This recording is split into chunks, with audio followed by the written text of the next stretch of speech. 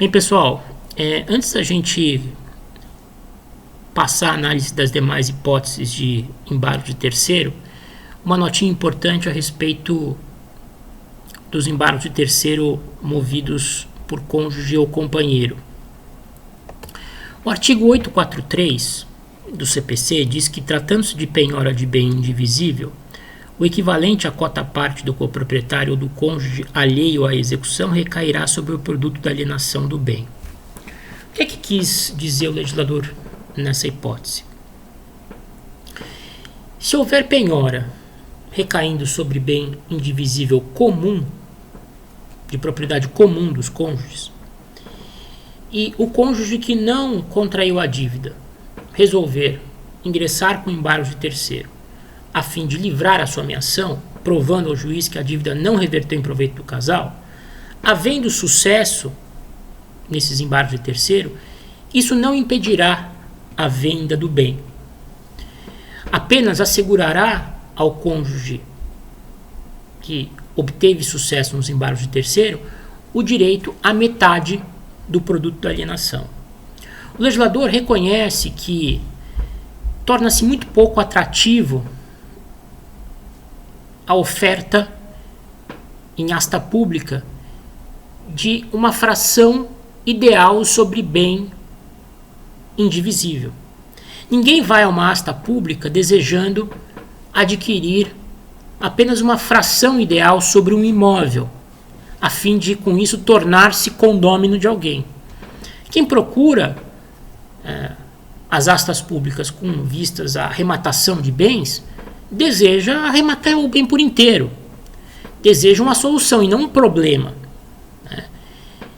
Então, para não prejudicar o credor e tornar essas astas públicas pouco atrativas, em caso de bem indivisível, mesmo havendo sucesso da parte do cônjuge alheio à execução nos embargos de terceiro, isso não impedirá a venda do todo do bem, apenas assegurará ao cônjuge ou companheiro alheio à execução e que provou que a dívida não reverteu em seu favor, o direito a receber a parte que lhe corresponder no preço pago.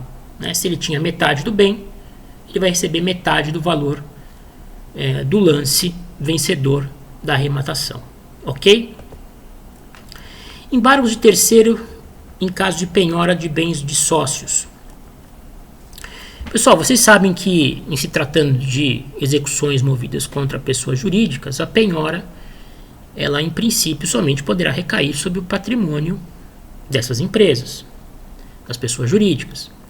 Entretanto, excepcionalmente, restando configurada alguma das hipóteses do artigo 50 do Código Civil ou 28 do CDC, que tratam da desconsideração da personalidade jurídica, o juiz poderá decretá-la e estender a responsabilidade patrimonial para os bens pessoais dos sócios.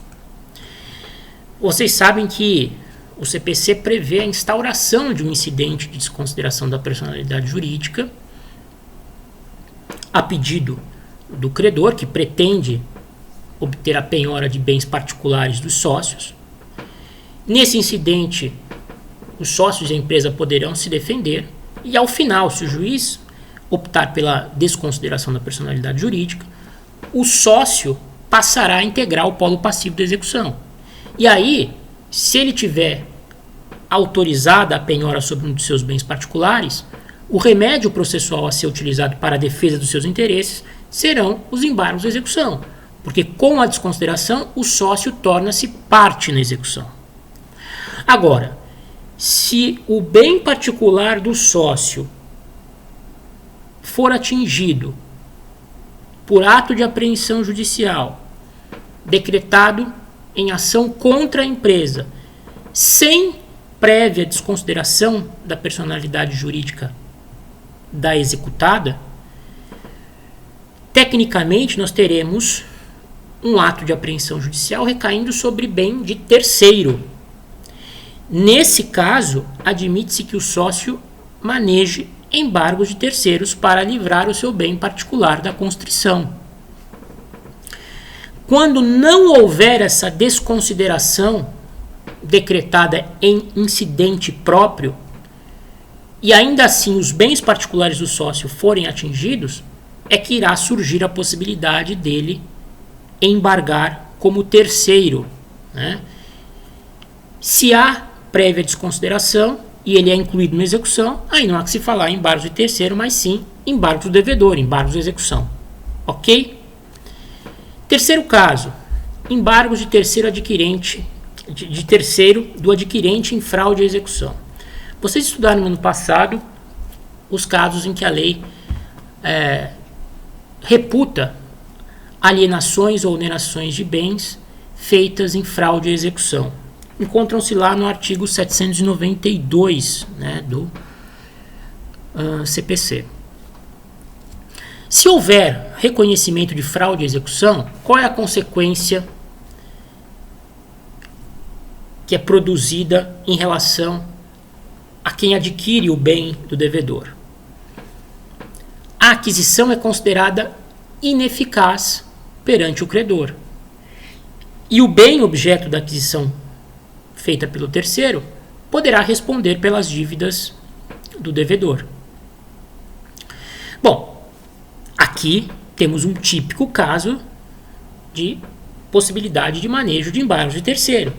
Alguém alheio à execução, por força de uma decisão nela proferida, é atingido no seu patrimônio em processo do qual não é parte. Caso típico de embargos de execução. Qual a particularidade aqui? O CPC, no parágrafo 4º do artigo 792, dispõe que, antes de declarar a fraude à execução, o juiz deverá intimar o terceiro adquirente que, se quiser, poderá propor embargos de terceiro no prazo de 15 dias. Então vejam, antes de decidir sobre a fraude à execução, o juiz, segundo o legislador, deve intimar o terceiro adquirente para, querendo, oferecer embargos de terceiro no prazo de 15 dias. Então, aqui nós temos, sob o ponto de vista do terceiro, quando ele recebe a intimação, a perspectiva de que há uma possibilidade, uma ameaça extremamente factível dele sofrer um ato de constrição sobre o patrimônio adquirido proveniente de um processo do qual ele não é parte. Diante desse alerta que é dado pelo juiz de que possivelmente haverá reconhecimento de fraude à execução, a lei dá 15 dias para o terceiro manejar embargos. E muitos argumentam que esse prazo de 15 dias é preclusivo, né? Há um enunciado, inclusive, da Escola Nacional de Formação da Magistratura, enunciado 54, que vai nesse sentido, de que esses 15 dias são preclusivos. Se ele não propuser os embargos de terceiro quando alertado pelo juiz da possibilidade de reconhecimento da fraude à execução, ele perde o direito de se opor, né? Há doutrinadores aqui que divergem e dizem que o prazo não é preclusivo, que nesse caso deveria ser respeitado o prazo legal para a propositura dos embargos, que nós veremos daqui a pouco, encontra-se no artigo 675 do CPC. Mas aqui existe essa discussão que vocês têm que estar a par. Mas um dos clássicos embargos de terceiros é este, que é movido pelo terceiro atingido pelo reconhecimento da fraude à execução em processo do qual não faz parte, tá? Eu não vou aqui tecer maiores comentários sobre a questão da fraude à execução em si, porque imagino que vocês já estudaram isso a fundo no ano passado e se tornaria repetitivo, além de deixar o vídeo ainda muito mais longo. Se vocês tiverem alguma dúvida a respeito da fraude de execução, por favor me encaminhem, que eu teria o maior prazer aí em responder. E por último, né, para a gente encerrar a aula de hoje, vamos falar dos embargos de terceiro do credor com garantia real não intimado. Vocês devem também ter estudado no ano passado que nas ações de execução e mesmo também nas fases de cumprimento de sentença, os credores com garantia real deverão ser intimados tanto da penhora quanto da expropriação dos bens gravados, a fim de que com isso possam exercer o direito de preferência, né, decorrente do direito real de garantia do qual são titulares. Então, o credor hipotecário, o credor pignoratício, o credor anticrético, eles têm que ser intimados tanto da penhora quanto da expropriação, quanto da designação da asta pública, a fim de que possam, com isso, se habilitar no processo e exigir, né, preferência no recebimento do preço obtido com a arrematação. Se o credor com garantia real não tiver sido informado da alienação com pelo menos 5 dias de antecedência, ele poderá ofertar embargo de terceiro com o objetivo de preservar o seu direito real de garantia. Então, se ele não for avisado com pelo menos 5 dias de antecedência que a asta pública está designada para ocorrer, ele não terá como acompanhá-la, fiscalizá-la e ingressar no processo com o objetivo de fazer valer a sua garantia real, a preferência do seu crédito, assegurada pelo direito real de garantia. Este é o motivo para que o terceiro, credor com garantia real, ingresse com ação de embargos de terceiro. Aqui, o que está sendo atingido pelo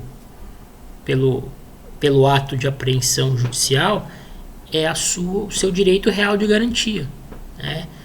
O seu direito real de garantia está ameaçado pelo fato do juiz não haver cumprido aquilo que determina a legislação, pelo fato do juiz não lhe possibilitar a habilitação no processo com antecedência a fim de acompanhar a asta, fiscalizar a asta e, com isso, depois receber preferencialmente aquilo que ele tem, aquilo que tem direito. Tudo bem? Com isso, então, nós encerramos a aula de hoje e deixamos para a última aula o exame do prazo e do procedimento dos embargos de terceiro. Coisa breve, coisa rápida, não há tantos problemas nesses assuntos, tá bom? Um abraço a todos aí.